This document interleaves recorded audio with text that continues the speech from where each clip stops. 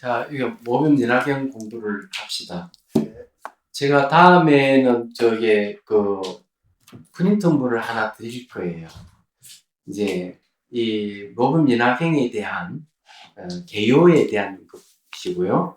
그리고 설잠 스님의 모범 연합형에 대한 종료라 해야 되나? 그런 게 대한 이야기인데, 자, 오늘 이제 본문을 공부를 하고,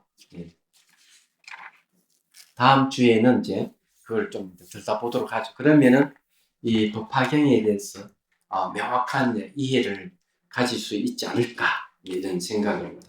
자, 53페이지를 보십시오. 우리가 지금 방편품을 이제 공부를 합니다.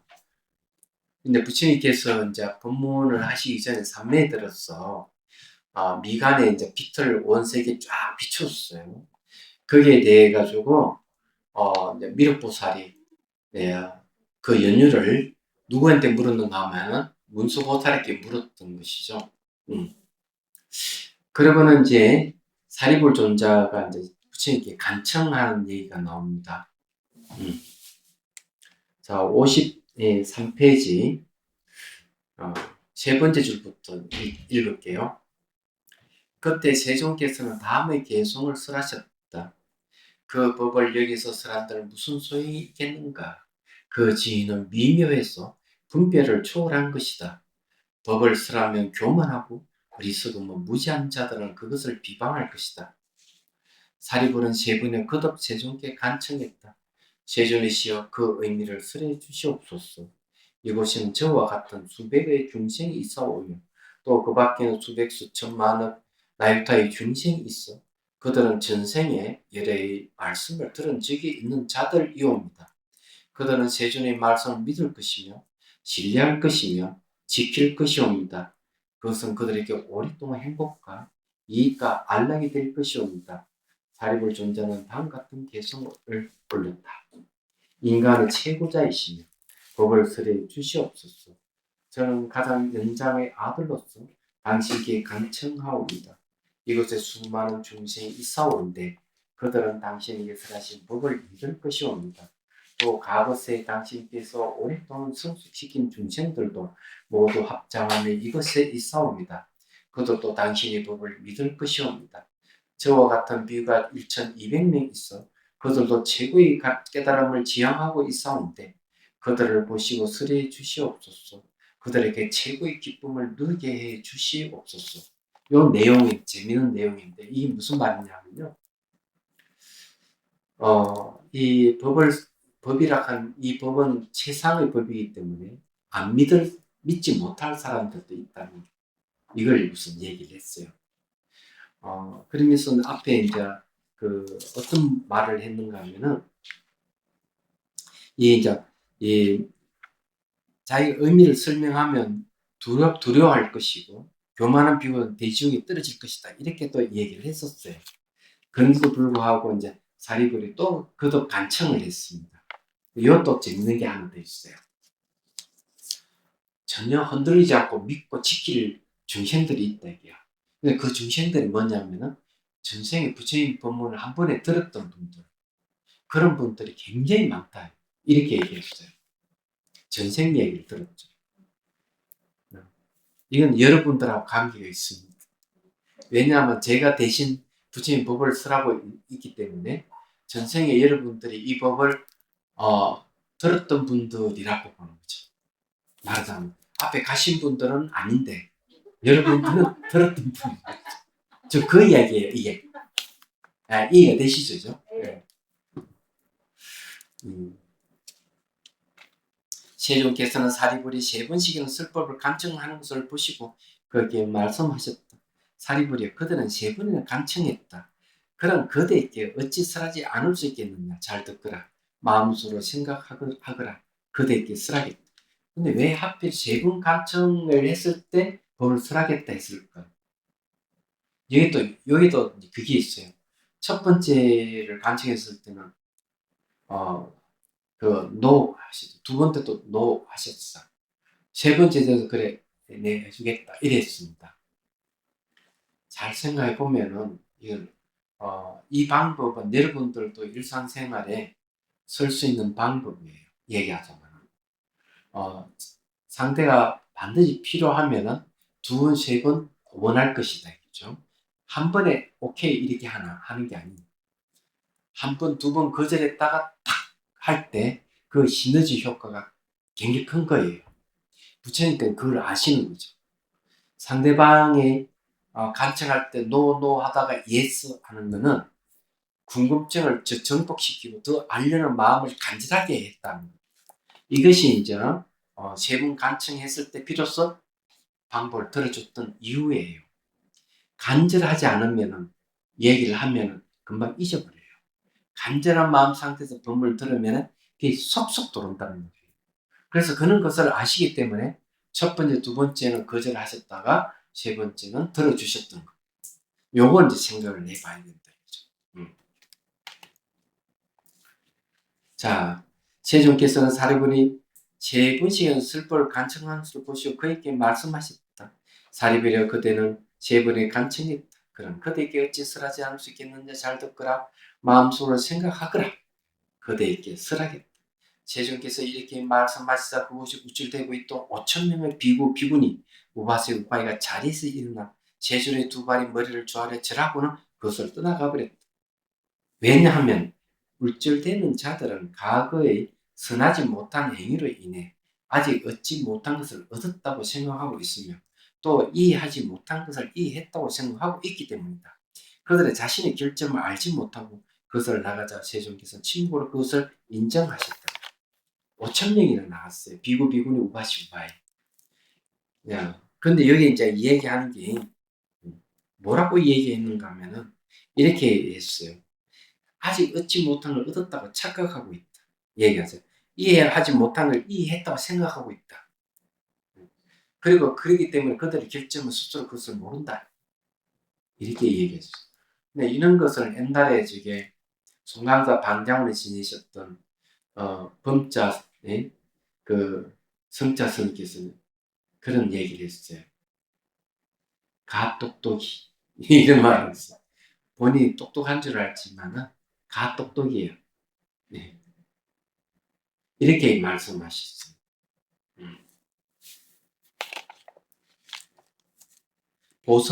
범자 보성 큰 스님입니다. 보자 성자 스님이시. 늘 저놈은 가똑똑이야. 지가 잘 아는 것 같아도 하나도 몰라. 이렇게 말씀하시고 그러는데 이 5,000명이나 비구니 우바시 우바이가 자리를 뜯는 것도 바로 그런 거예요. 근데 우리 주변에 그런 분들 꽤 많아요. 보면. 그런데 이제 어떤 분들은 굉장히 똑똑해서 하나를 알기 좀 둘이나 셋이나 알아들어요.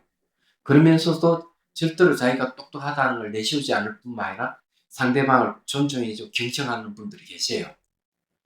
근데 좀 지나친 이들은 너무나 잘 알면서도 아이고 뭐 다 아는 걸 얘기하네 뭐 별별 없어 하고 가버리는 사람이 있습니다.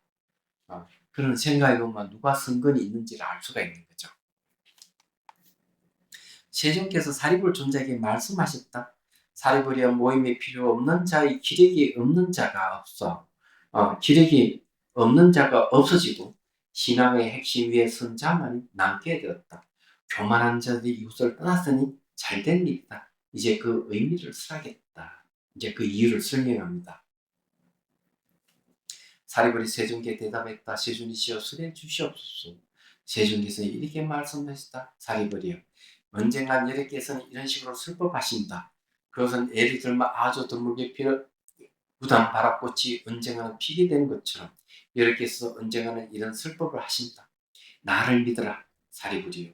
나는 진실을 말하는 자이며 있는 그대로를 말하는 자이며 사실과 어긋나지 않게 말하는 자이다. 깊은 의미가 담긴 열의 슬픔은 알기 어렵다. 여러 가지로 해석하고 설명하시며 말씀을 맡아내시며 비유를 사용하시고 또 수백 수천이나 되는 여러 가지 절묘한 방편의 법을 밝히시기 때문이다. 사리불이여 바른 법은 사리 분별을 초월하여 있으며 외래만이 이해하신다. 이 말이 중요한 말이에요. 사리 분별을 초월하여 있다. 바른 법은 네. 이렇게 이제 있고요. 외래만이 이해하신다. 이렇게 했어요. 왜 이제 이런 얘기를 하는가에 대해서 설명이 좀 필요해요. 네, 성가에서는 보통 사교 입선이란 말을 씁니다. 사교하는 사는 버릴 사자, 교를 버리고 네, 선에 들어간다 이렇게 얘기를 해요. 성결 큰 스님도 그런 얘기를 하셨다 그러네요. 팔만대장경의 가르침을 듣는 것으로 충분하지 않다. 예, 왜 그럴까? 예, 말과 생각을 떠난 자리에 들어가려 그러면은 어, 법문 듣는 것으로서 충분하지 않다고 이렇게 얘기하는 거죠. 달을 가리키면은 다들 달을 봐야 되는데 달을 가리키는 손가락을 본다는 거지. 말하자면 그런 거죠. 그래서 뭐가 필요한 선이 필요하다. 팔만대장경에서 이야기하는 그 핵심은 말과 생각을 떠나 있기 때문에. 그러면 말과 생각을 떠나 있는 것을 내가 얻으려면은 경계를 잃는 것으로만 안 되고 경계를 자유하는 것으로만은 부족한 거예요. 그래서 실제 이제 수행을 통해 가지고 실제 말과 생각을 떠난 자리를 봐야 되는 겁니다. 이야기하죠. 물론 외외는 있어요. 어떤 외외가 있는가 하면은 전생에 아란이라든지 불보살에게 공양 올리고 서원을 세운 이들은 그냥 이 생에서 법문 듣고 바로 깨달아요. 그렇지 않은 이는 법문 듣고 바로 깨달을 수가 없어요. 그 말은 이 경전 읽어가지고 바로 깨달으면 안 온다는 얘기예요. 그래서 이제 이 얘기를 하는 거죠. 그래서 이거는 체험에 대한 얘기입니다. 체험에 대한 얘기라는 것은 이제 그런 거예요. 예. 사려 분별을 초월해. 사려 분별이라 하는 건 생각을 하거나 또 분별을 하는 것은 체험이 없을 수가 있대요. 얘기하서. 체험은 언제 오느냐? 말과 생각을 딱 떠날 때 체험이 오는 거예요. 자, 그럼 그 이유를 설명해 드릴게요. 제가 미얀마에서 수행할 때 그 경희대 대학원생이 한 분 왔었어요. 단기 출가를 하셨어요. 이분이. 그래서 벌써 오래됐는데 혹시 이 강의를 들을지도 모르겠네요.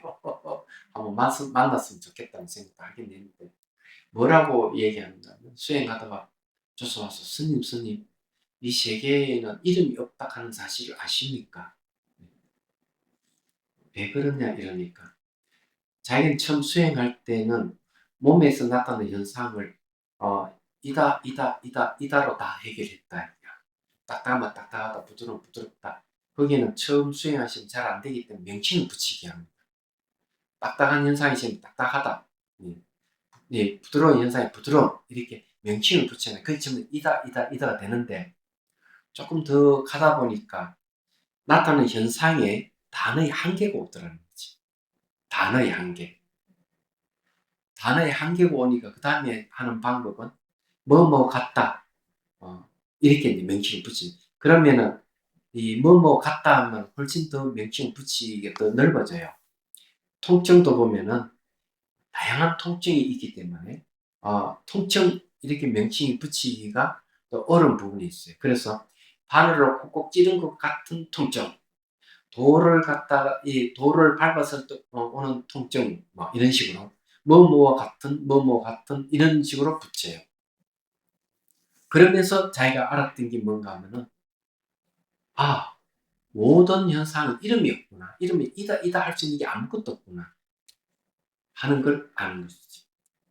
그래서 제가 이 얘기를 했어요. 조금 더 지나가면은 명칭을 붙이는 순간 그 현상은 사라지고 없다. 현상이 더 빨리 바뀐다. 이랬어요. 그것도 어떻게 할 건데? 내가 물었어요. 그러니까 어떻게 하면 좋겠느냐. 제가 얘기해 줬어요. 그때는 알고 있음 하고 명칭을 붙여야 된다. 근데 제가 얘기한 건 제가 생각대로 얘기한 게 거기서 얘기했더니 얘기를 해준 거예요. 알고 있음 하고 명칭을 붙이는. 그 다음에는 이제 빠르게 변하면 몸의 형태가 사라져버리면 더 이상 현상이 없기 때문에 명칭을 붙일 수가 없고 귀진실이에요. 모든 세계에는 명칭이 없다는 거죠. 그래서 이렇게 물리학에서도 이 세계는 입자있는 파동의 세계이기 때문에 모양이 없고 색깔이 없고 냄새가 없고 소리가 없다고 얘기합니다. 그래서 나타나는 현상에 대해서 그것을 이 긴 파장은 눈으로 들어오는 긴 파장은 붉은색, 중간 파장은 이 그 녹색으로 인식하고 짧은 파장은 파란색으로 인식한다 그래요, 과학자들이. 그 삼원색을 더하고 빼고 수많은 색깔과 모양을 인식하게 됩니다. 이렇게 얘기해요.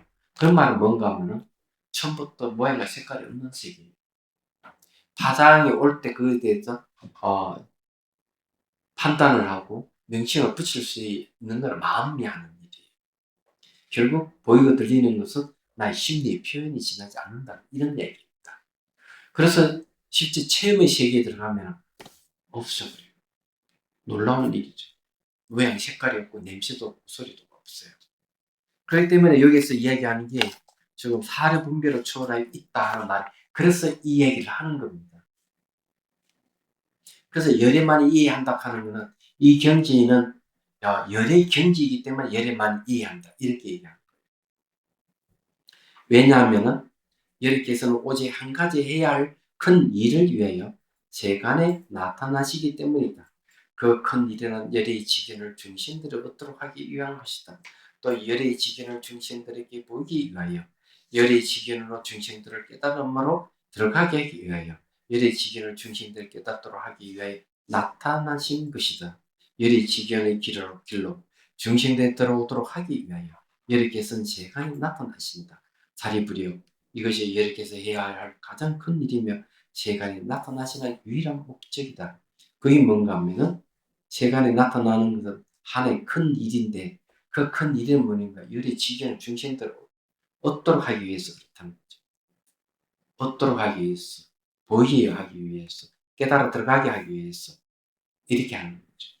이걸 뭐라고 합니까? 네.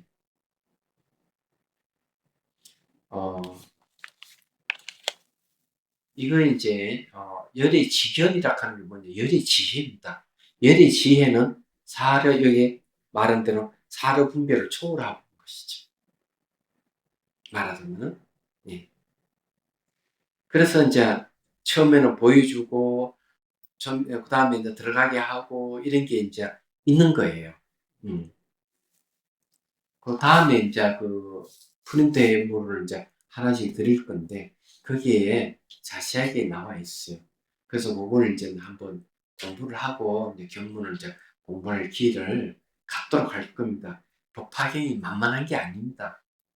읽기 좋고 내용은 보면은 그렇게 어렵진 않는데 심오한 게 있는 거예요, 이 안에.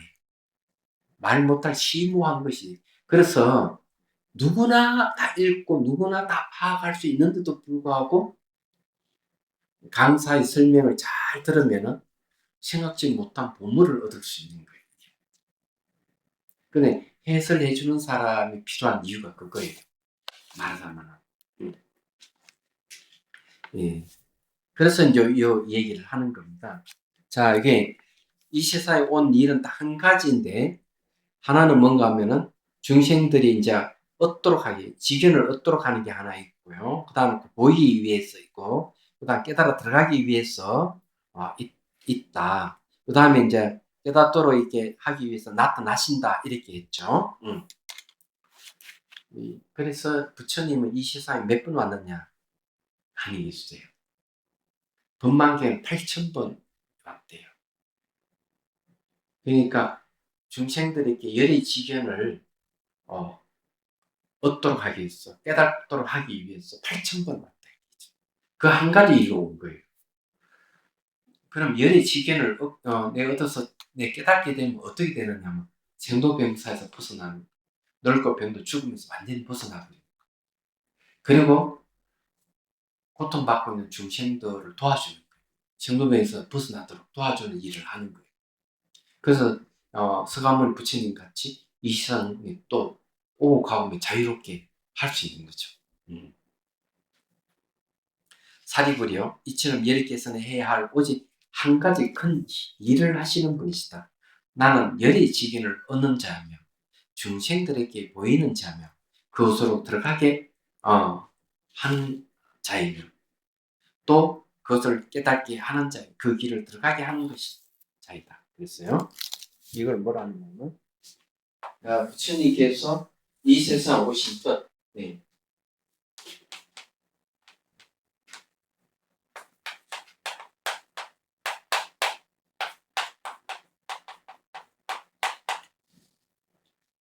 이 세상의 뜻은 열의 직연 때문에 그런데 중생들에게 이 중생들에게 하는 게 뭐냐면은 열의 지견을 처음에 열은다 이거죠.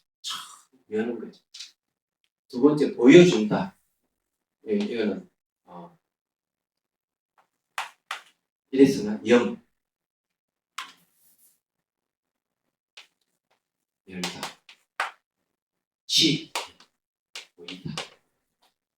오 이렇게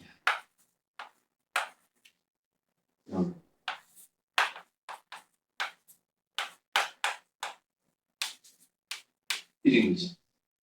열어 보이고 깨달아서 들어가게 한다.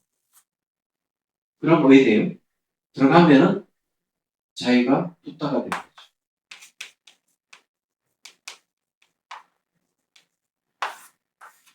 이 말은 뭔가 하면은 중생들도 똑같이 부처가 되게 하겠다. 그 하나 일념으로 이 세상이 된다. 오는 열에게 이 세상 오는 이유는 저 때문에 계시 오입 때문에 다른 이유가 있는 게 아니다. 그렇죠? 그럼 왜 이렇게 예를 보이느냐 이러면 중생들의 고통스러운 걸 도저히 볼 수가 없었어. 중생이 괴로워하는 걸 도저히 못 봤어. 나는 그 괴로움을 벗어났으니까 그것은 난 계시 오입 똑같이 가르쳐 준다는 벗어나도록 하기 위해서. 이해가 되시죠? 네. 이게 대단하다는 겁니다. 사리부리 이것이 열애께서 해야 할 가장 큰 일이며 세간에 나타나신 유일한 목적이다. 네. 돼 있죠? 네. 요것도 해야 되겠네요. 열의 지견의 길로 중심들 들어오도록 하기 위하여 열애께서 세상에 나타나신다. 사리부리 이것이 열애께서 해야 할 가장 큰 일이며 세간에 나타나신 유일한 목적이다. 사리부려 이처럼 열애께서는 해야 할 오직 한 가지 큰 일을 하시는 분이시다.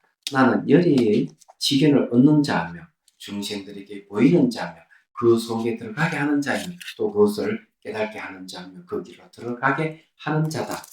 사리부려 나는 단 하나의 탈 것에 대해 중생들에게 설한다. 탈 것이 뭐냐? 일불성. 누구나 부처되기에 한다. 탄다 하는 건 가르치는 뜻이에요. 자동차를 타고 어떤 목적지에 이룰 수가 있죠. 그렇잖아요. 그러면은 탄다는 말을 쓰는 거죠. 그는 부처님께서는 중생들의 부처가 될 수 있는 가르침을 주셨는데 그 가르침이 바로 수대입니다. 요즘 말하는 자동차예요. 자동차도 티코가 아니에요. 소나타도 아니에요. 예, 말하자면은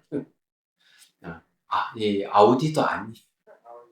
그보다 더 좋은 것, 한 8억짜리 되는 것, 20억짜리 되는 뭐 페라리라든지 이런 거예요.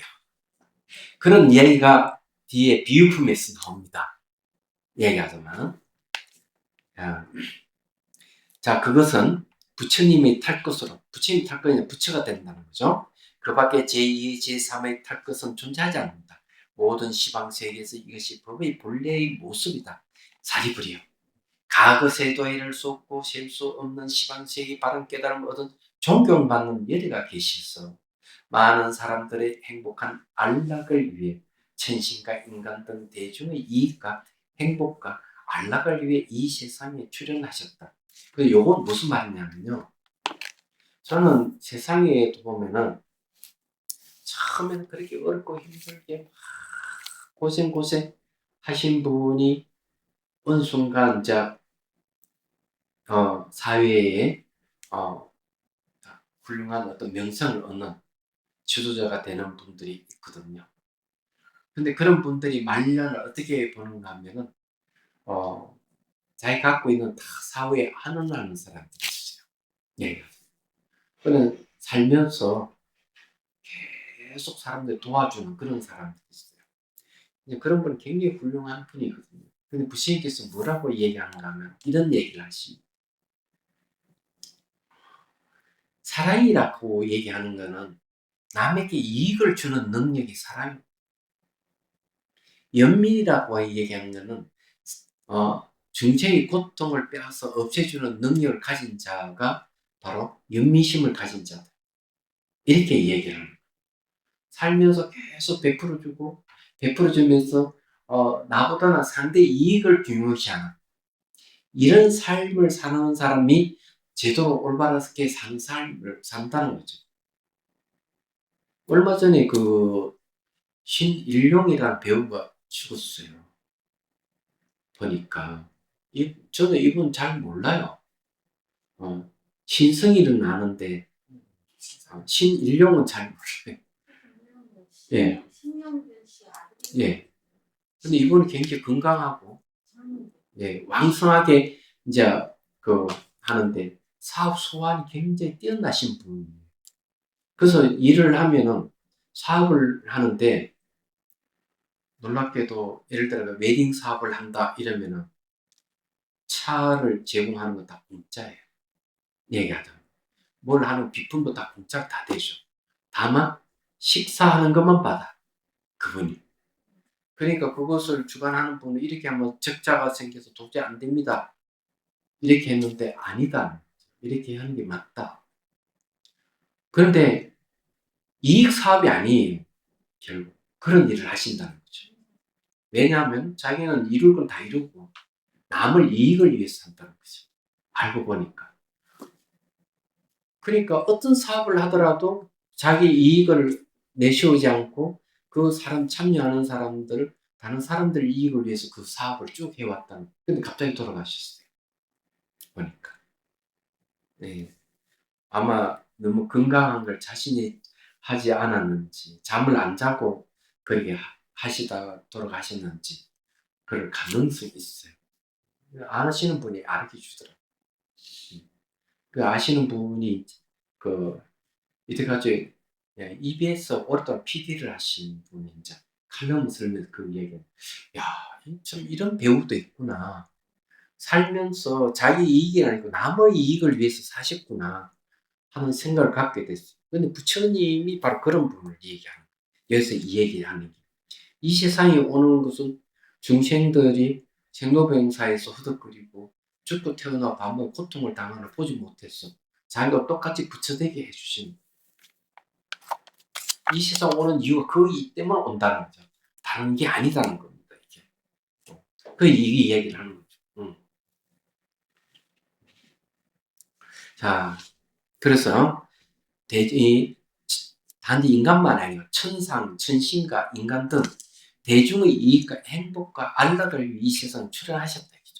그 부처님들께서는 중생들의 믿음과 소질과 소망이 다르고 그들이 무엇을 원하는가를 아시고 그들이 지켜야 할 도리를 설하시고 원인, 이유, 비유, 인연, 말의 해석 등 여러 가지 절묘한 방편으로 법을 설하셨는데 과거의 모든 부처님들께서는 단 하나의 탈 것에 대해 중생들에게 설하셨다. 딱 하나의 탈 것이 부처가 되는 길을 가르쳤다는 거죠. 즉 일체 지자가 되는 것을 궁극의 목적으로 하는 부처님이 탈 것을 설하신 것이다. 달리 말하면 중생들에게 열의 지견을 얻게 하고 보이시고 그것으로 들어가게 하고 깨닫게 하고 그 길을 들어가는 법을 설하신 것이다. 그래서 과거의 열애들로부터 직접 바른 법을 들은 중생들은 모두 위없는 바른 깨달음을 얻었다. 자, 일체 지자가 되는 것은 왜 하필 일체지자일까? 그냥 정각자, 바른 깨달음 얻은 자, 또 붓다라는 말씀. 왜 일체지자가 있을까? 일체지자라는 말은 일체 모든 걸 아는 자 이런 뜻이에요. 그 전지죠. 전지 전능을 얘기합니다. 일체시자라는 말. 자, 여기에 대해 일체시자에 대한 얘기를 하죠.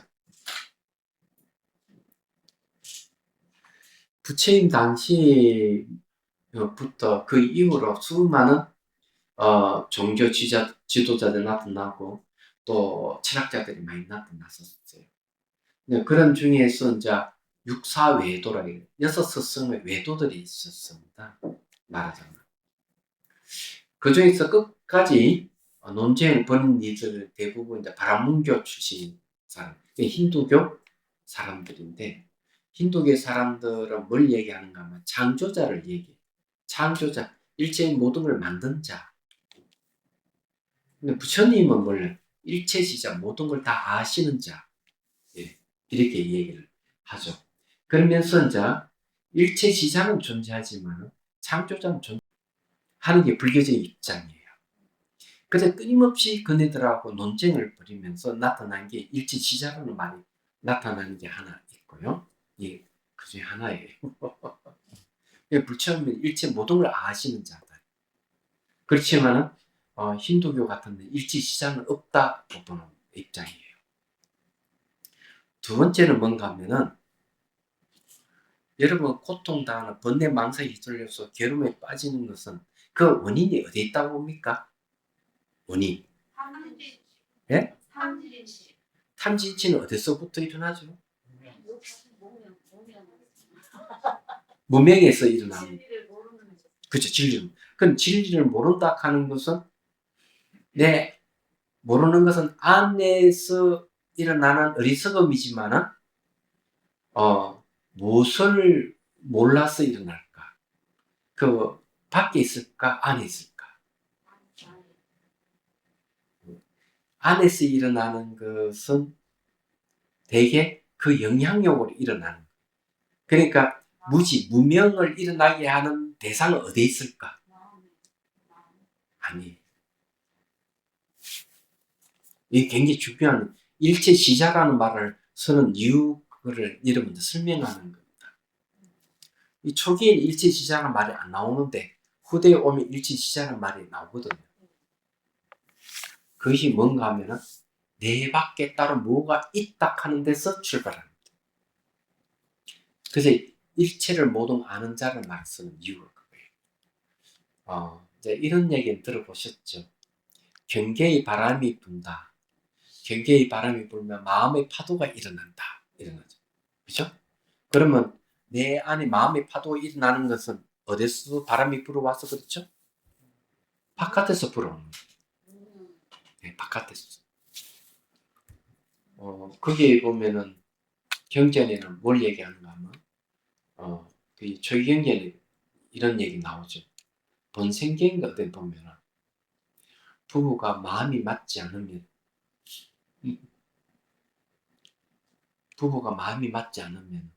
그 가정이 깨진다. 얘기하죠. 그런 얘기를 합니다. 그러면은 아내가 마음이 상하는 건 남편 때문에. 그죠? 그 남편이 바람이 되는 거예요. 이 남편이 마음이 상하는 건 아내 때문에. 아내가 바람이 되는 거예요. 그래서 바깥에서 불어오는 바람, 그 경계의 바람이라고 그러고 무명의 바람이라고 그래요. 그러면은 내 밖에 있는 것에 대해서 바르게 알아야 되겠죠. 밖의 대상을 바르게 아는 걸 지혜라고 하는 겁니다. 그래서 일체법, 자기부터 온 우주를 일체법이라고 그러고, 일체법을 분석하는 게 이제 대성에 와서 이루어지는 거예요. 보통 부파불교 시대 때는 자기 몸과 마음을 관찰해서 아공을 추구해 가는데, 대성에서는 아공만이 아니고 법공을 얘기하는, 법이 공하다, 보이고 들리는 이 세계가 실체가 없다고 얘기합니다. 그런 얘기를 왜 할까? 이런 거예요. 끊임없이 주장하는, 세속 사람이 주장하는 내 밖에 따로 뭐가 있다. 이걸 계속 주장해요. 그렇지, 그게 뭘 얘기하는가 하면 일체 모든 것을 만든 자, 창조자죠. 창조자는 있다. 이래 있을 이유를 주장하는 거죠. 끊임없이 주장하는데 부처님은 일체를 모든 아는 자다. 내 밖에 따로 있다고? 그런 건 존재하지 않아. 실체 없는 공이야. 그래서 일체 모든 것이 본질에 비어있다. 공이라고 아는 자가 일체지자예요. 일체 모든 걸 아는 자다. 그래서 내 밖에 따로 뭐가 대단한 어떤 영혼이 있었어. 이 우주를 창조하고 인간도 만들고 모두 했다. 그런 건 존재하지 않는다. 그래서 힌두교에서 이야기하는 철학자들하고 불교의 철학자들 끊임없이 논쟁을 벌이는 거예요. 그래서 등장하는 게 일체지자라는 말이 등장하는 겁니다. 그 속에서. 그러면 이 법화경은 언제 나타나느냐 하는 거죠. 법화경이 언제 등장하는 거죠. 이거는 BC 이전에 등장하는 게 벌써 일체지자라고 하는 게 불멸 후에 오래지 않아서 벌써 나타난다고 봐야지. 그때 벌써 세상사 내 밖에 따로 있다고 주장하는 자들은 너무 많이 있다는 거죠. 찻잔이나 이 세계에 따로 뭐가 실체가 있어. 내 밖에 나보다 힘센 뭐가 창조자라는 게 뭐가 있어. 이런 걸 전부 다 하는 거죠. 그러니까 부처님이 하신 말은 있다는 것을 근거로 했을 때 그게 탐진치가 일어나. 탐욕과 성의 어리석음이 일어나. 내 밖에 따로 뭔가 소유할 수 있는 게 아무것도 없다면 어떻게 탐욕이 일어나고 성님이 어리석음이 일어나겠느냐. 그죠? 맞는 얘기죠. 생각해보고. 그래서 경계의 바람이 그쳐버리면 마음의 파도도 잠잠해지는 거예요. 생각해보면 알 수가 있는 거죠. 그래서 논서에서는 어떤 말을 하는 거? 저 사람 때문에 내가 화가 났다. 저 사람에 내가 화낼 이유가 있느냐? 그러면 나를 화내게 하는 사람을 한번 분석해보자. 전자종이 존재하느냐? 그러면 화내게 하는 사람이 어떤 사람들이겠어요? 색수상행식 5원이단 말이에요. 색은 물질이고 몸을 이야기해요. 수상행식은 정의자이죠. 몸과 마음의 결합체가 뭐예요? 인간이 돼. 저 인간이 나를 화나게 한대. 저 인간은 누구죠? 남편일 수도 있고 아내일 수가 있죠. 아내가 남편도 저 인간이 그런 말 많이 하죠. 안 그래요? 남편이 아내에게 저 인간이 이런 말 많이 하잖아요. 그럼 그 인간을 분석해 봐야 돼. 정말이에요.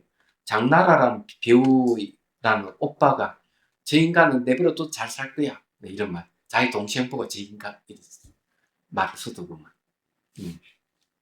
그래서 분석해 보면은 인간이라 하는 색수상행시인데 지금 물질을 이기는 지수화무사대에 어떻게 흙의 요소가 화를 내게 하는 얘기죠. 물의 요소가 화내게 하는 주체가 있는 얘기예요. 불의 요소가 화내게 하는 주체가 있는 얘기. 바람의 요소가 그런 주체가 있는 얘기. 감수작용이 혼자서 그 화내게 하는 뭐가 주체가 있느냐. 표상작용이 있느냐. 형성작용이 있느냐. 판단작용이 그런 게 있느냐. 없다. 결합체락하는 실체가 없다. 주제는 자아가 없는데 어떻게 화내는 자가 있다고 하겠느냐.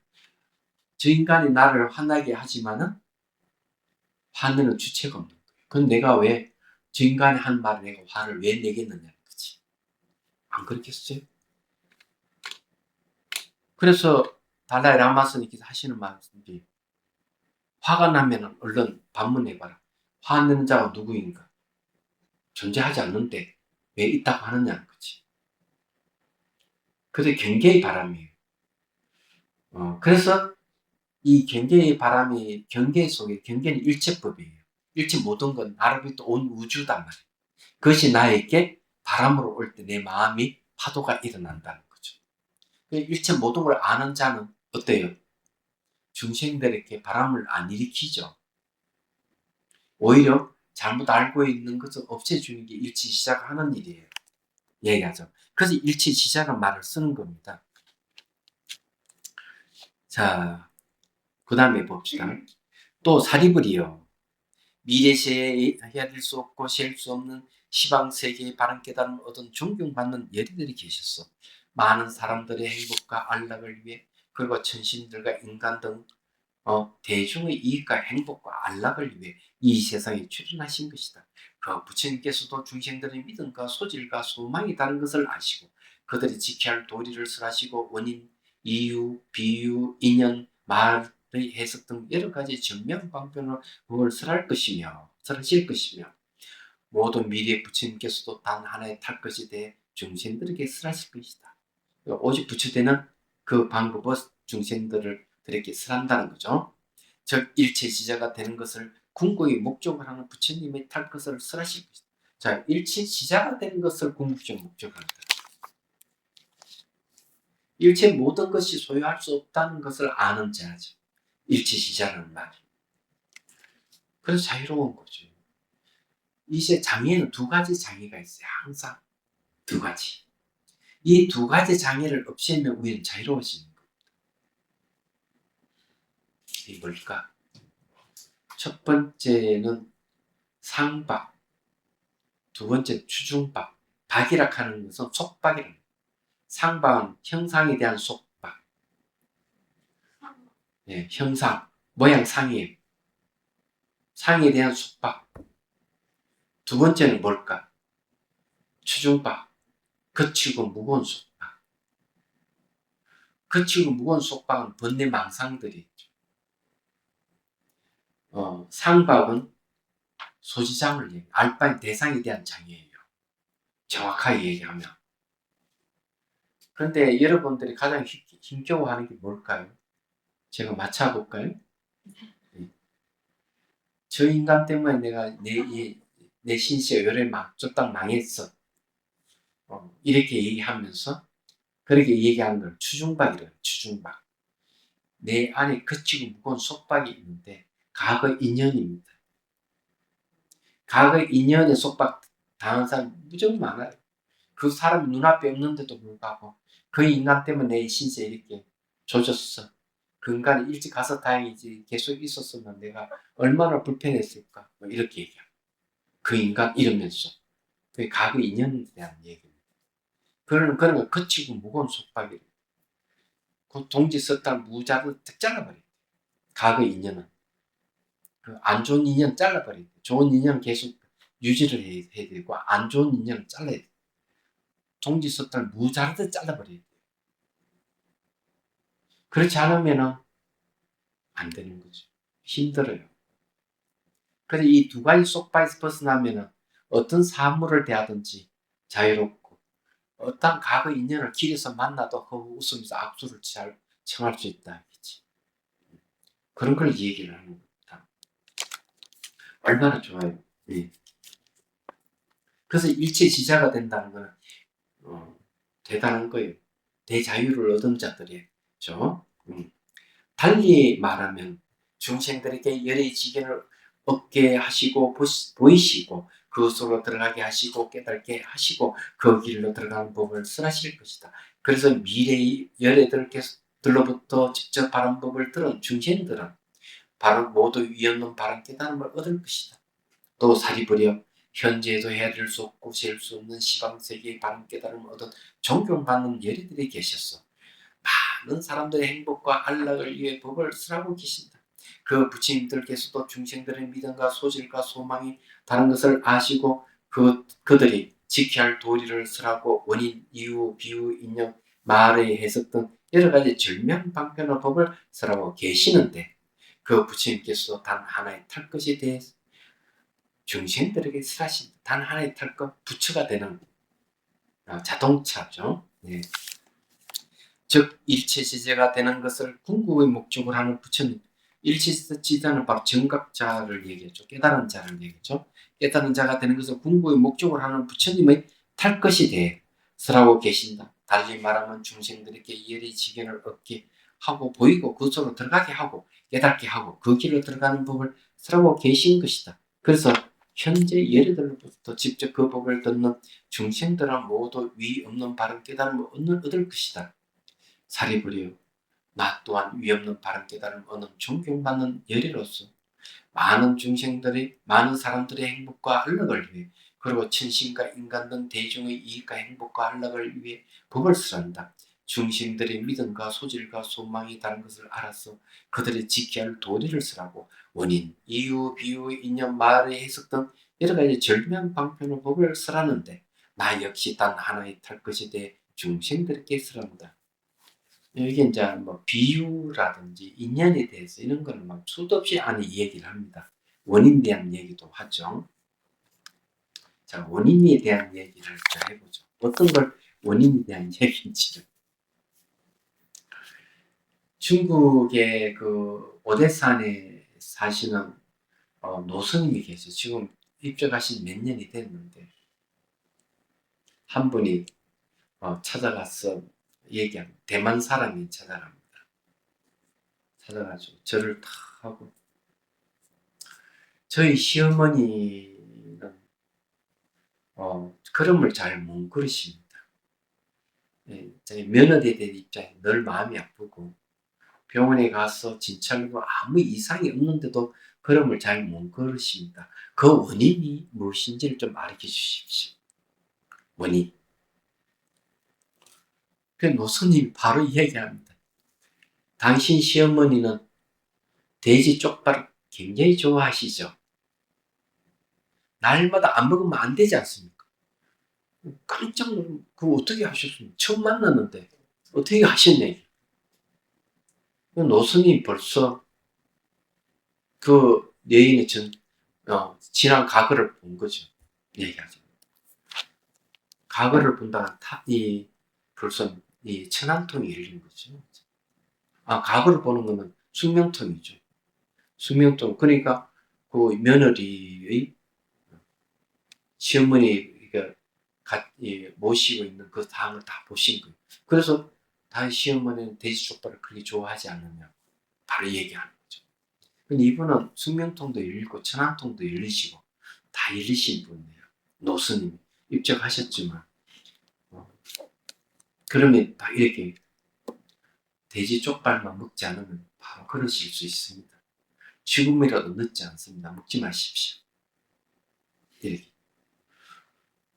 거기에 동물에 대한 얘기를 뭐라는 동물들은 자기 몸을 굉장히 아끼고 사랑한다. 그래서 동물을 잡아가지고 찌찌 뽑고 하는데 동물의 영혼은 그 지켜보고 있대. 떠나지는 못한대.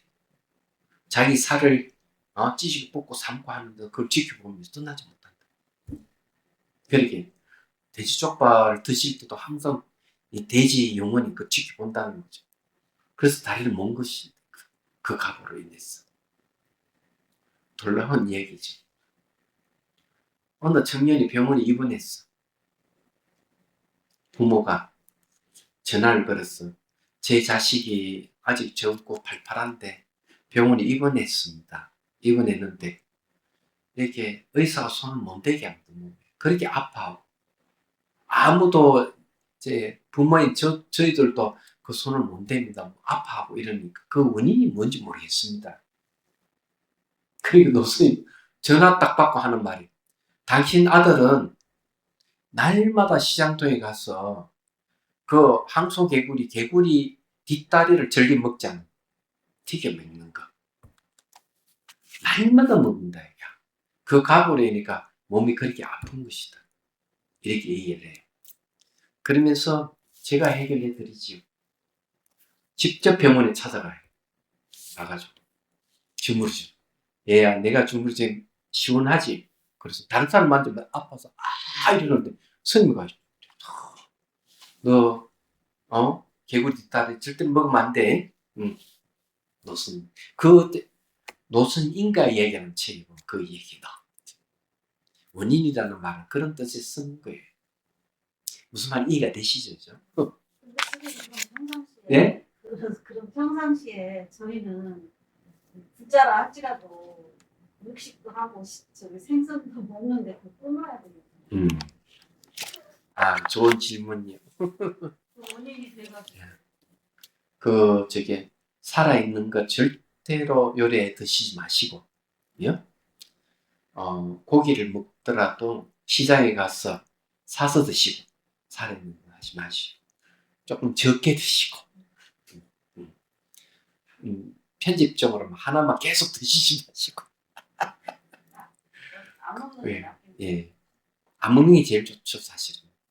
왜 안 먹는 게 제일 좋냐 하면은, 그것이 아니더라도, 지금 현재 지구 온난화하고 관계해서 고기 먹는 일이.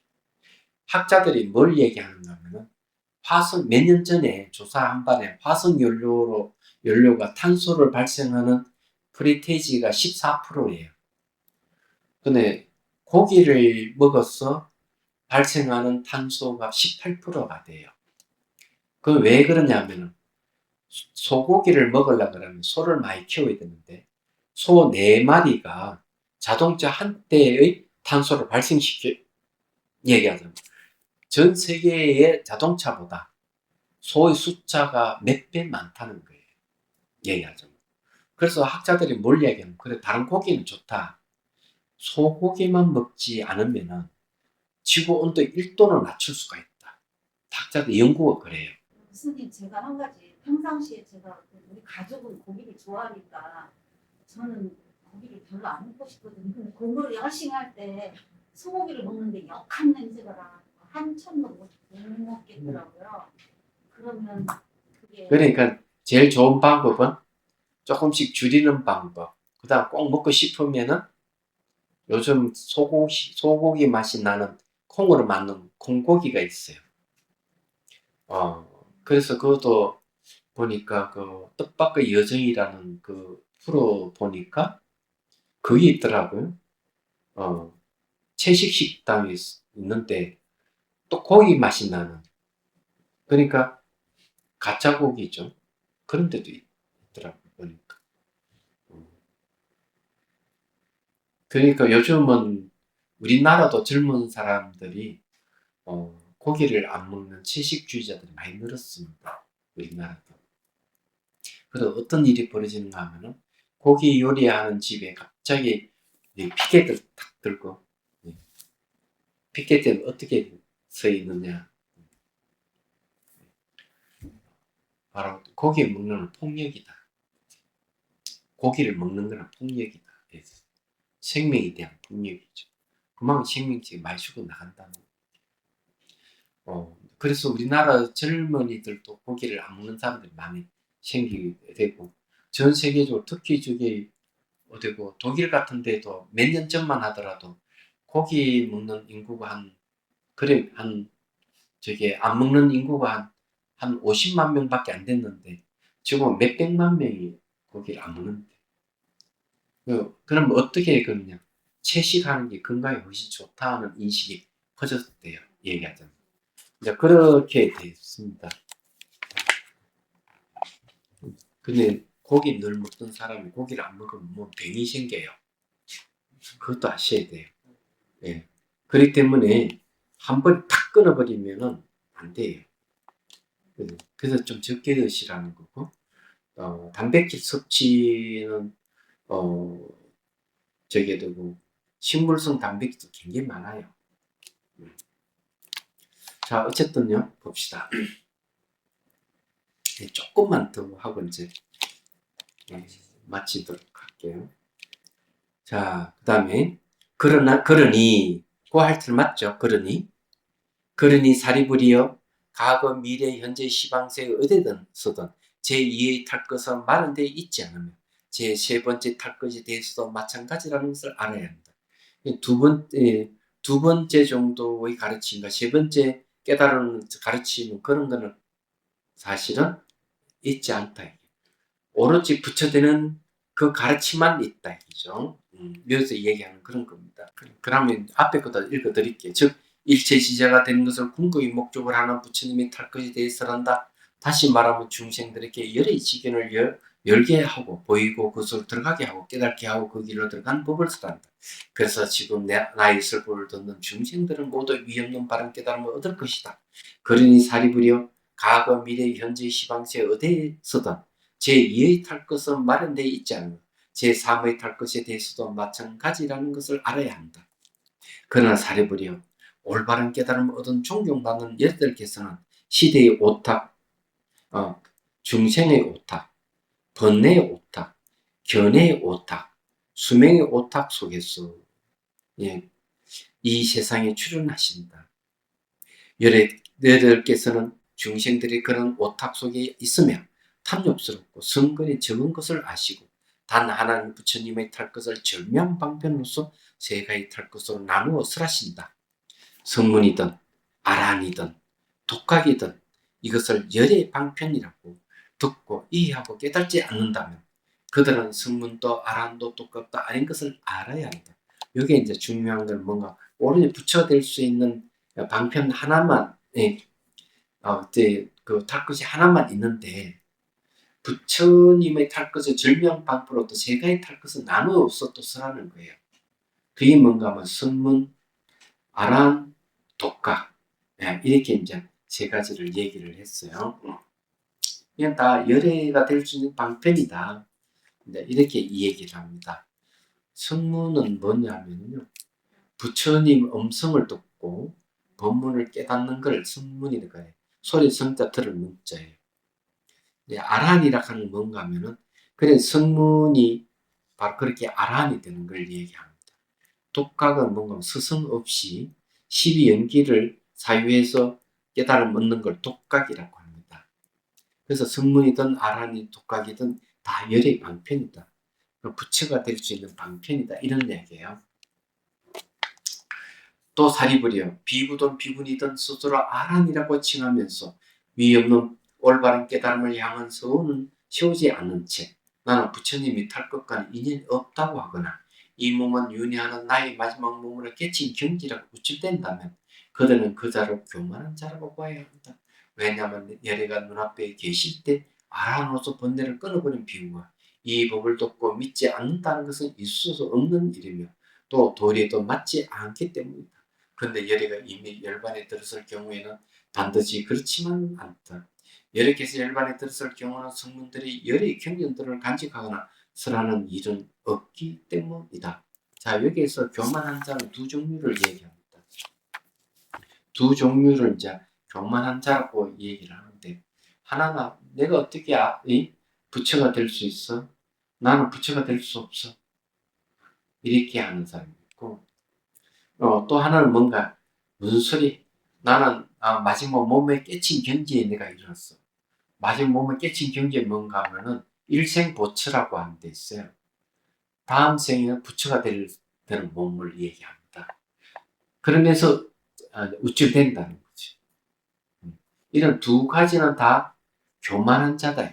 지가 부처가 될 수 있는데 부처가 못 된다고 하는 자도 교만한 자고 자기가 부처가 아니면서 부처가 됐다거나 그 직전 경지에 갔다고 우쭐댄다. 그것도 교만한 자다. 이렇게 이제 비판을 하고 계시는 것이죠. 그래서 이제 이 얘기를 하는 겁니다.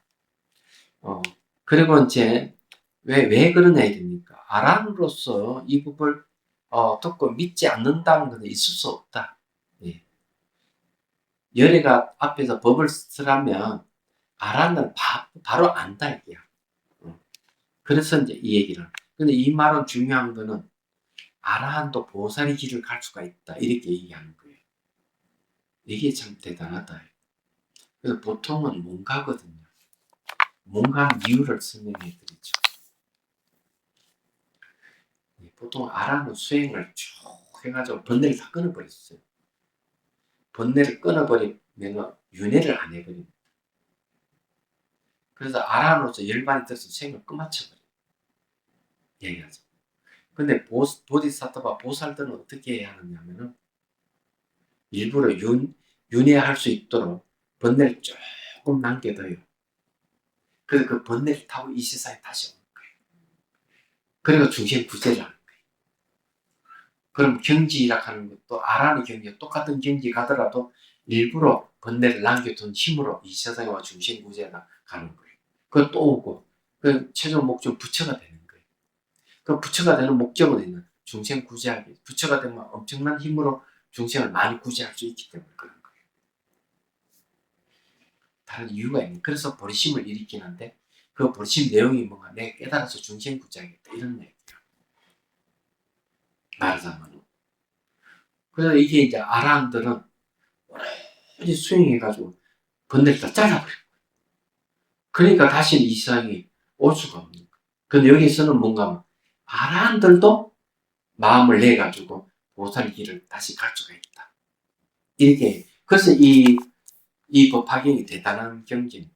그런 면에서. 왜냐하면 여리가 눈앞에 계실 때 아라함으로써 번뇌를 끊어버린 비유가 이 법을 듣고 믿지 않는다는 것에 있을 수 없는 일이며 또 도리에도 맞지 않기 때문이다. 그런데 여리가 이미 열반에 들었을 경우에는 반드시 그렇지만 않다. 여리께서 열반에 들었을 경우는 성문들이 여러 경전들을 간직하거나 설하는 일이 없기 때문에 열반에 들어버리면 아라함들은 안 본다 이게요. 경지는 안 봐요. 여기서 얘기는 그런 안 보기 때문에 보살길을 못 간다. 이래 버렸어요. 또 사리부려 다른 예리들은 이 세상에 계실 때는 그들은 부처님 법을 의심하지 않기 때문이다. 사리부려 그들은 나를 믿고 신뢰하고 따라야 한다. 열의 말씀에는 거짓은 없다. 탈 것은 오직 하나뿐인 부처님의 탈 것이 있을 뿐이다.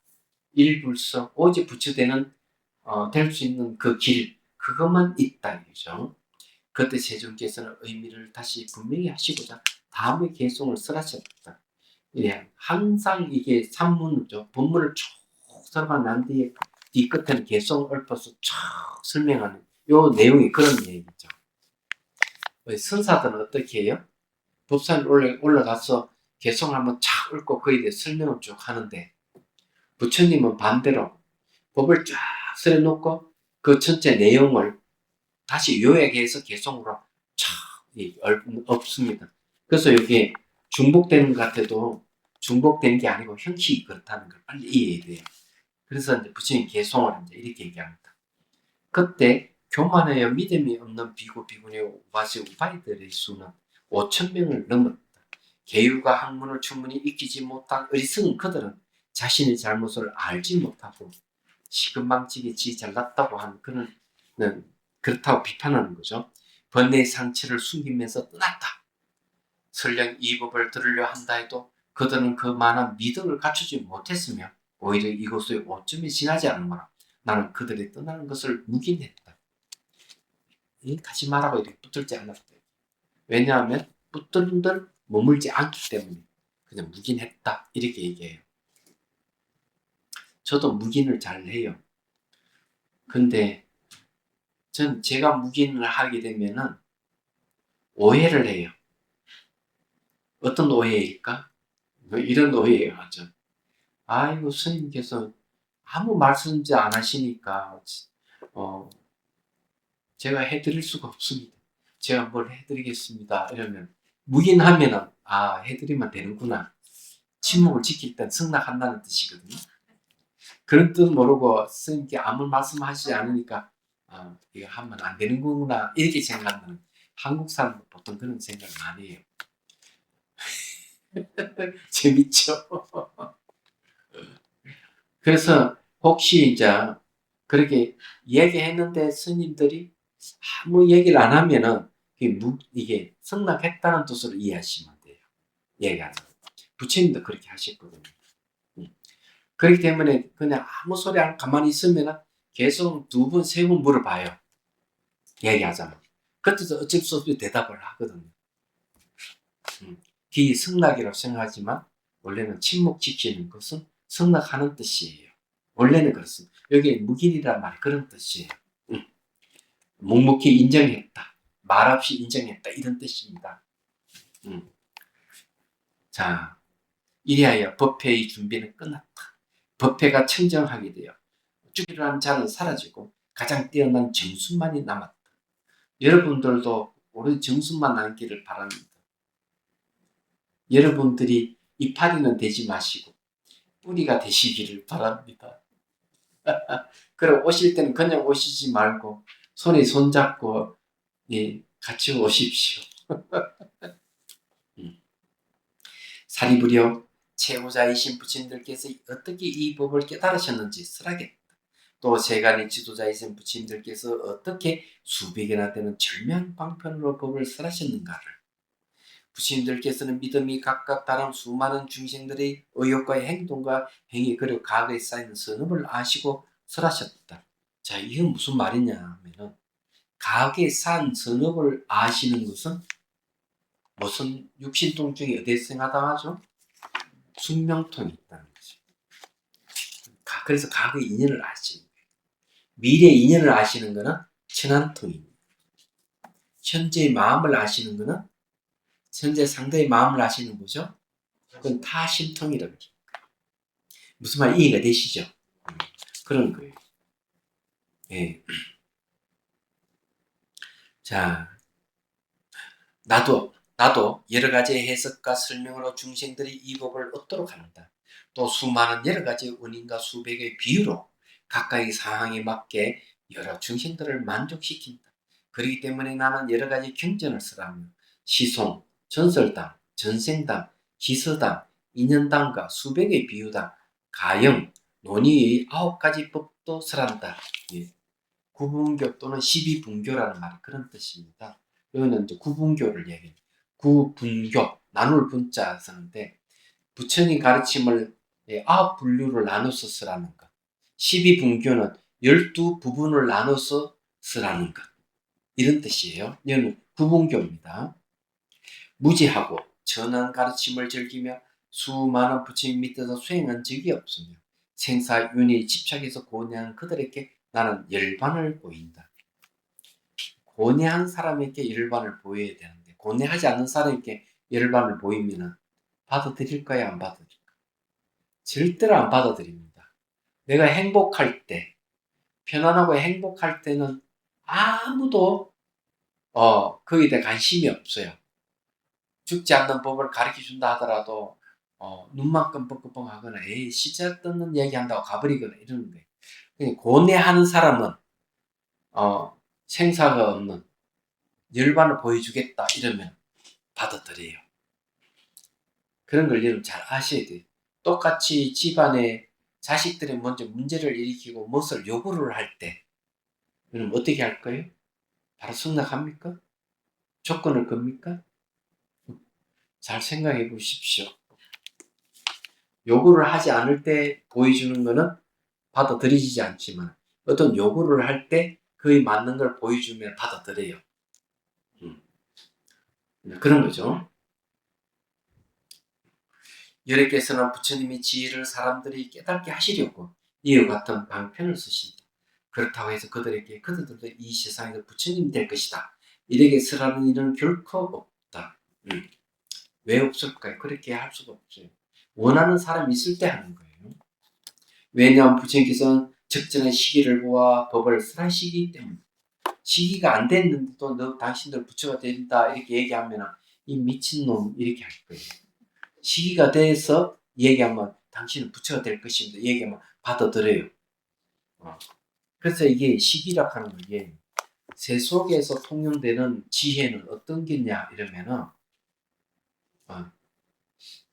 그것이 장소가 적절하느냐를 따져야 돼요. 장소가.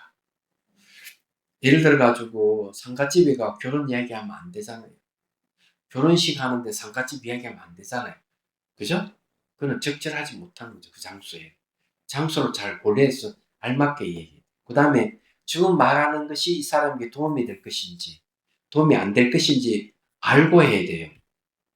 지금 말하면 도움이 안 된다만 얘기를 하고 싶어도 다 참아야 돼요. 그러니까 지금 아니면 안 된다 싶으면 바로 얘기를 해줘야 돼요.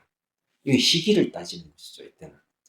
그래서 장소와 시기를 잘 살펴보고 법을 쓰라는 이가 지혜가 있는 사람이고 그런 것 없이 마구잡이로 얘기하는 사람은 지혜가 없는 사람입니다. 이해가 되시요? 그래서 지혜라 하는 것도 시기와 장소를 잘 가려서 그때그때 적재적소에 잘 얘기해 주는 게 지혜가 있는 사람들이 하는 겁니다. 여기서도 부처님께서 시기를 보아서 법을 쓰란다는 말이 그런 뜻이에요. 오늘은 적절한 시기이므로 나는 이곳에서 참으로 결정적인 법을 쓰라겠다. 일불성을 쓰라겠다 이거죠. 여기까지만 할까? 네, 오늘 여기까지만 하겠습니다. 질문 있습니까? 예. 예? 페이지 5번째 줄에요. 수백의 비유담과 가영. 가영이라고 하는 거는 아마 이것은 노래 가짜가 들어가는 것 같은데 노래로서 이렇게 탁 얽는 걸 얘기하겠죠. 비유다면 뭐 비유에 대한 이야기, 논의는 논리적인 뜻을 논리적으로 얘기하는 걸 얘기하는 거고요. 그런 걸 얘기를 하자. 가형은 내 생각엔 그런 것 같아요. 부사님. 두 가지. 네. 여기 부처님께서 5천 명의 비구 우바세 우바에 나가게 한 다음에 이제 나머지 알맹이 제자들한테만 설한다고 말씀하셨습니다. 그런데 부처님이 워낙 말씀을 잘하시니까 조금만 더 이렇게 좋은 말씀하시면은 이 5천 명에 가신 분들이 마음을 바로잡고 부처님 법문을 듣고 또 깨닫는 분들이 있고 하실 텐데 부처님은 왜 어차피 중생들을 다 구제를 해야 되는데 지금 그걸 안 하시고 가게 한 다음에 이렇게 남은 분들한테 그렇게 설을 하셨는지 좀 현등하지도 않은 것 같고. 네. 혹시 뭐 저게 이웃집하고 싸움을 해본 적이 있어요? 친척하고는 어때요? 부부싸움 어떻게 해봤어요? 네. 네. 하면은 말이 안 맥히죠. 아무리 얘기도 말이 안 맥히. 자기 견해가 확고한 사람은 얘기 안 돼. 특히 교만한 사람은 아무리 얘기해도 자기를 낮추지를 않아요. 안 되는 거예요. 그래서 부처님께서 안 된다고 묵인한 이유가 그거예요.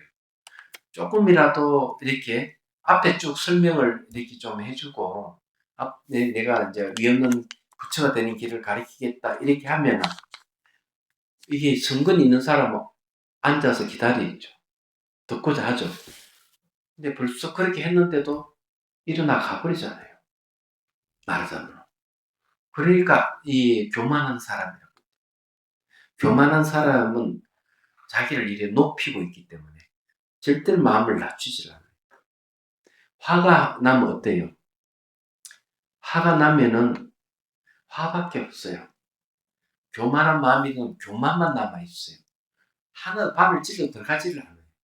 그래서 묵인해주는 이유 그래요.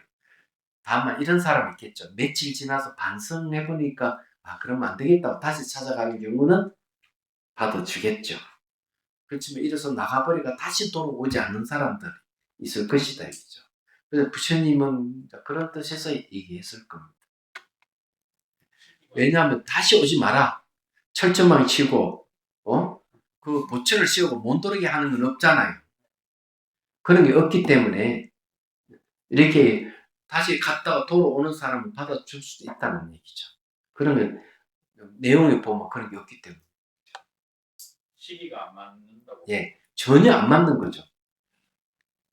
시절 인연을. 예? 시절 인연이 아직 안 돼서. 그러니까 시절 인연이 안 되는 거죠.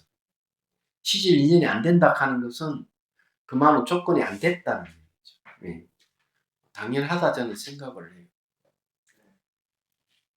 한 가지도 네. 아까 경계의 바람이 불면 내 마음에 파도가 일어난다. 외부의 경계의 바람이 잘 아는 게 중요하다 그렇게 말씀하셨다. 그런데 보통 이렇게 보면은 내 마음이 중요하기 때문에 내 마음을 바로 깨달으면은 아무리 외부에 바람이 불고 뭐 이렇게 해도 뭐 파도가 치지 않는다. 뭐 그런 얘기를 과거에 그거는 그렇게 되려면은 대상의 경계의 바람이 없어야만 돼요. 내 마음만 굳건하면 된다. 경계의 바람이 불면 또 확 뒤집어지는 거예요. 얘기하자면. 그 산이 말한 대로 하자면 경계의 바람 더 이상 안 불어오는 걸 전제로 해서 하는 얘기예요. 말하자면. 결국 뭔가 하면은 번뇌가 먼저냐, 무명이 먼저냐 이러면 무명이 있기 때문에 번뇌 망상이 일어나는 거예요. 그럼 무명을 없애야 되는 거예요. 그럼 무명은 내 안에 있는 게 아니라 경계의 바람이 무명이에요. 그러면 내 마음에 부동의 자세가 됐으면 경계의 바람이 불어와도 움직이지 않지 않을까요? 그게 안 된다는 거예요. 경계의 바람이 불면 파도를 친다는 거죠. 바람이 불면. 그러면 엄청난 어떤 그걸 해야 될 겁니다. 뭘 해야 되는가 하면은 아예 시멘트 벽을 세워가지고 안 듣도록 해야 돼요. 그렇지 않는다면은 안 돼요. 그리고 어떤 경계의 바람이 불어와더라 내 마음이 움직이지 않을 정도 되면 그 경계의 바람이 아니죠. 얘기하자면. 그러면 경계의 바람이 없다는 거 봐야 되는 거죠. 그 사람에게는 없어요. 그래서 부처님께서 뭐라고 초기 경전에도 그 얘기하고 대염처경에 보면 일어나고 사라짐을 보는 데나 옮겨질 수 있는 게 아무것도 없다 하는 거 안다. 이렇게 얘기죠. 일어나고 사라짐을 보면 발생과 소멸을 보면 근데 내 밖에 존재한다 하는 이것은 너무나 견고해가지고 시각적으로 보면 딱 고정돼 있지. 다른 사람으로 다 분리돼 있어 보이죠. 시각적으로 보면 내 자신은 뭔가 마음은 들다 보면 생겼다 사라졌다 반복하는 게 보여요. 그리고 해결돼요. 내 밖에 시각적으로는 늘 고정돼 있는 이거는 해결이 안 돼요. 그거 보면 또 마음에 영향을 받은 거죠. 좋으면 가지려고 하는 거죠. 싫으면 밀치는 거죠. 얘기하죠. 그게 경계의 바람이에요. 그래서 뭔가 하면은 분석해서 있다 하는 생각을 없애는 거죠. 예를 들어가지고 이게 도자기가 1000만원짜리다 이러면 늘 이렇게 보면 저는 이뻐 이거 조금 더 나오면 2000만원 정도 될 거야 이러면 기뻐한단 말이에요. 얘기하자면 그렇잖아요. 근데 탁 깨지면 어디 될까? 불편한 게야.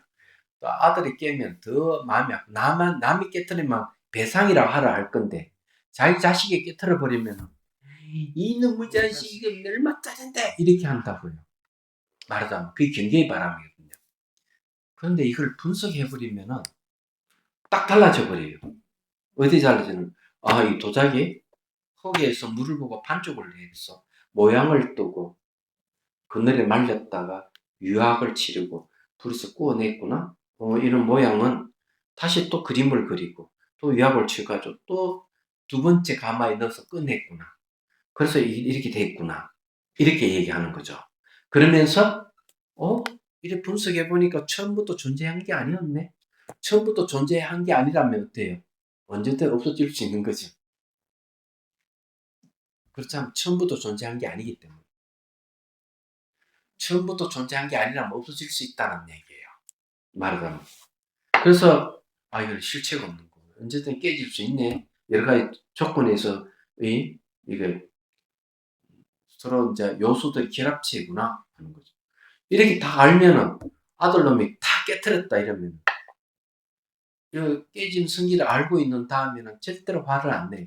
얘 어디 안 다쳤어? 자기 자식부터 먼저 감사지. 이걸 어떻게 감사하겠어요? 그러면 경계의 바람이 없는 거죠, 이번은. 그래서 이게 일체법에 대해서 분석을 사유하는 4가지 방법을 제시를 한 거예요. 분석하는 방법을. 말하자면. 이유가 근데 거기에 있는 거죠. 그래서 항상 바깥 대상에 의해 가지고 내 마음에 번뇌가 일어나는 거예요. 그래서 대상에 대해서 장애를 갖다가 소지장애라고 하는 거죠. 알바인 대상에 대한 장애. 매우 이성적인 거예요, 이거는. 그래서 그런 무지에 의해 가지고 감성적인 번뇌가 일어나는 거예요. 탐욕, 성내, 어리석음은 감성적인 거. 교만, 의심 이런 건 다 감성적인 거잖아요. 그런 게 일어나는 거. 그리고 또 삿된 견해도 일으켜요. 그런 걸 다 합해가지고 탐, 진, 치, 마, 니, 견 해가 6개의 근본 번뇌라고 딱 얘기를 해요. 견이 뭔가 하면 6가지, 이 견도 5가지나 돼요. 예, 보면. 유무 양극단이 떨어진 거예요. 떨어진 견해, 인과를 부정하는 견해, 자기의 계율주의에 빠져있는 견해, 그리고 또 자기 견해를 더 강력하게 집착하는 견해, 이런 게 있는 거예요. 말하자면. 그렇기 때문에, 이 바깥 경계부터 이게 무엇인지를 알아야 돼. 그렇게 알면은 훨씬 번뇌가 줄어들어 그렇죠. 무상의 이치를 알았다. 뭐 형상이 있는 건 모든 것은 부서져 없어지네. 이렇게 철저히 알았다. 그럼 백화점에 가서 옷을 고르는데 근사한 옷을 만났다. 마음이 막 동하는데 500만 원 이러네요. 넘어가 버리고. 아, 500만 원 없어. 저 옷은 뭐, 좀 입으면 또 낡아질 것인데, 뭐, 내 500만 원 주고 살 게 아니지? 이래 볼 건데. 왜 무상한다 알기 때문에. 근데 그는 사실을 모르면 500만 원? 저 옷은 꼭 사야 돼. 집에 가가지고 없는 돈도 빚내가지고 500만 원 갖다 주고 그 옷을 다 입는다니까? 500만 약하나? 1000만 원 할까요? 그 뜻밖의 여정에 보니까 그 윤여정 배우가 그 칸이라든지 이런데 참석하면은 자기가 직접 옷을 사입는다 누가 해주는 게 아니라 그래서 옷을 칸에 한번 가는데 거기에 맞는 옷이 없어가지고 그 이제 비선지 누군지 가서 막 찾아다니고 옷을 하나 찾았대. 근데 옷 한 벌에 400만 원. 근데 그 옷 입고 참석했다 이렇게 얘기해. 누가 뭐 협조해 준 것도 아니고 전부 자기 돈을 사서 그렇게 했다 이렇게 얘기하더라고. 실감하대대 딱 들어보니까. 그래 보니까 500만 원은 별거 아니네. 다음에는 1000만, 2000만 원 올려서 얘기를 해야 되겠구나. 또 다른 질문 없어요? 자, 해양기 하겠습니다. 중생들을 구하려는 마음으로 깨달음의 정수를 이룰 때까지 부처님과 법과 선보에 항상 기해합니다. 지혜와 자비를 갖추고 유정을 위해 노력함으로써 부처님 앞에 머물겠습니다. 원만한 버리심을 일깨우겠습니다. 공개가 있는 한 중생이 있는 한 저도 함께 따라 머물며 중생의 고통을 없애는 자로 남겠습니다. 네, 수고하셨습니다.